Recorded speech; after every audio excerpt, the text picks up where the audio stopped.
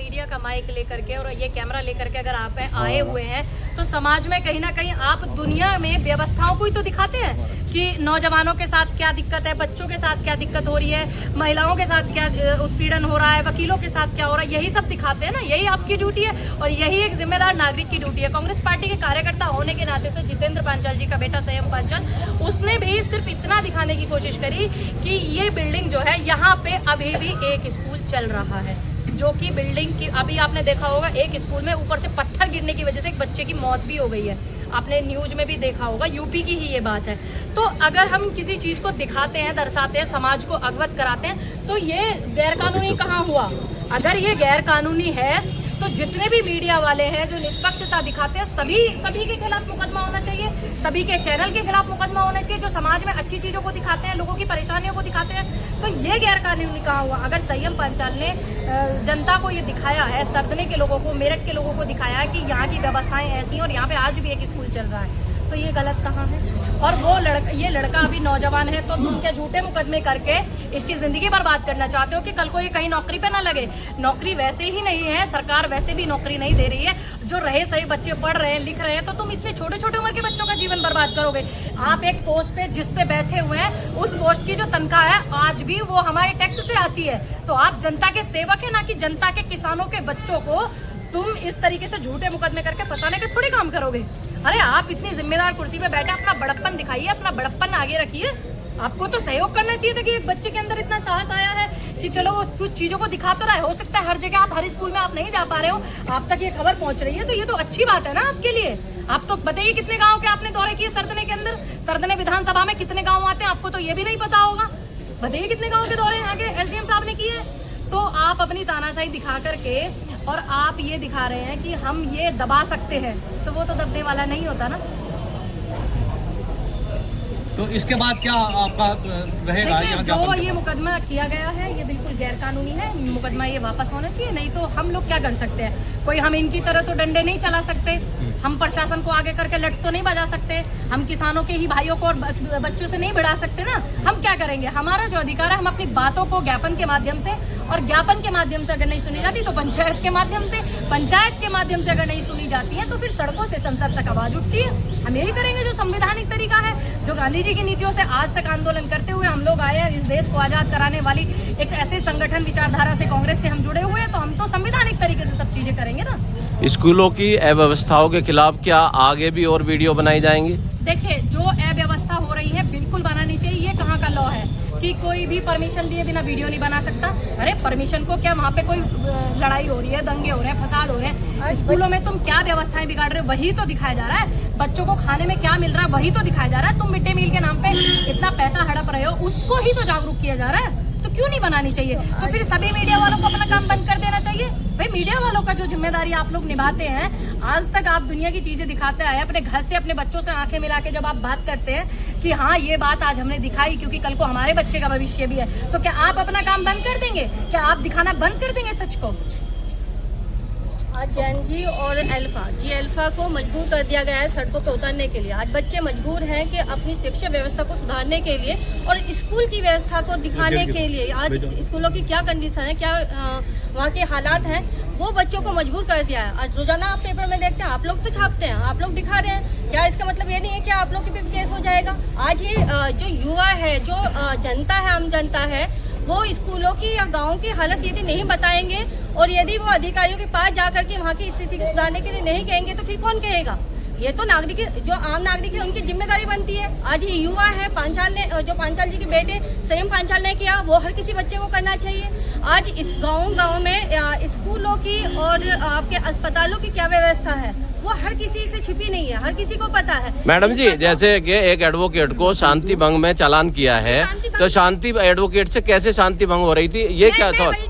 मैं एसडीएम साहब से यही पूछना चाह रही हूँ। उन्होंने एसडीएम मतलब यहाँ पे जो शांति भंग में उन्होंने चालान कर दिया है और यहाँ पर कोई सुनवाई नहीं की गई है, सीएम को जेल भेज दिया है। मैं उनसे ये पूछना चाह रही हूँ कि यहाँ पे शांति भंग किस तरीके से हुई थी? या तो मार पिटाई होती, या किससे गाली गलौज होती, या किसी के यहाँ पर मतलब आपत्ति किसी को होती? जब यहाँ पे कुछ हुआ ही नहीं है ऐसा, तो शांति भंग किस चीज में हुई है?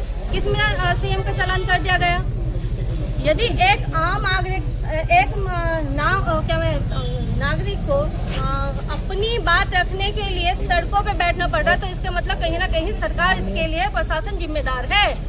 सरकार को, प्रशासन को उनकी सुनवाई करनी चाहिए। आपने देखा होगा मेरठ में क्या हुआ, वो लोग भी तो ललिता कांड को लेकर के गए थे, उनके साथ मार पिटाई कर गई।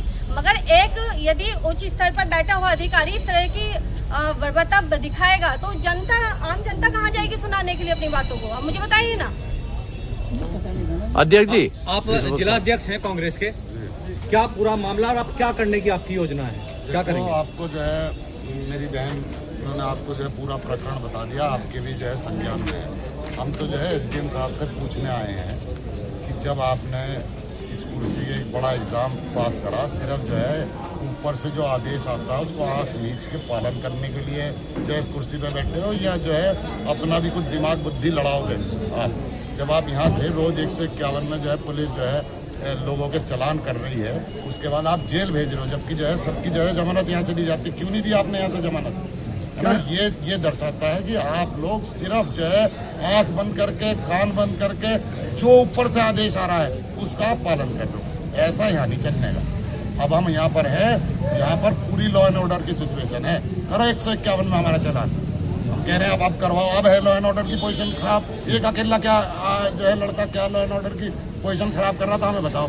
अब करवावे हमारा जो है चालान, हम खड़े हैं यहाँ, बुलाओ पुलिस को और भेजो जेल, हम जाएंगे सारे के सारे जेल। अगर मुकदमा वापसी, दिमाग खराब हो रहे हैं इनके। कांग्रेस पार्टी जिंदाबाद, राहुल गांधी जिंदाबाद। भैया एक चीज और मैं बोलना चाहूंगी, इस बच्चे ने तो कुछ किया है नहीं किया है।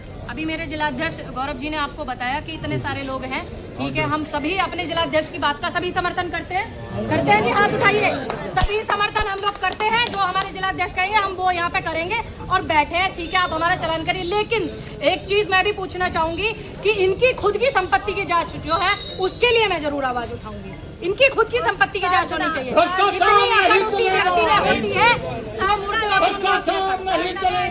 इतना भ्रष्टाचार हो रहा है, ये आम जनता त्रस्त है, हर कोई बताने के लिए तैयार है। संडे के दिन भी जजमेंट हो रहे हैं, संडे के दिन भी हमारे जजमेंट नहीं होंगे और आपके नहीं होंगे। हम नहीं कह रहे, ये यहाँ के अधिवक्ता लोग कह रहे हैं, यहाँ की आम जनता कह रही है, जो त्रस्त है वो लोग कह रहे हैं कि भ्रष्टाचार कितने चरम पे यहाँ पर साधना के अंदर, उसकी भी हम जांच कराने के लिए तैयार हैं। उसके लिए भी हम सड़क से संसद तक जाने का काम करेंगे।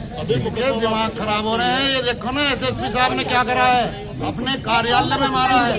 ये जनता है, कभी जो है खुशकी में आ रहे हो।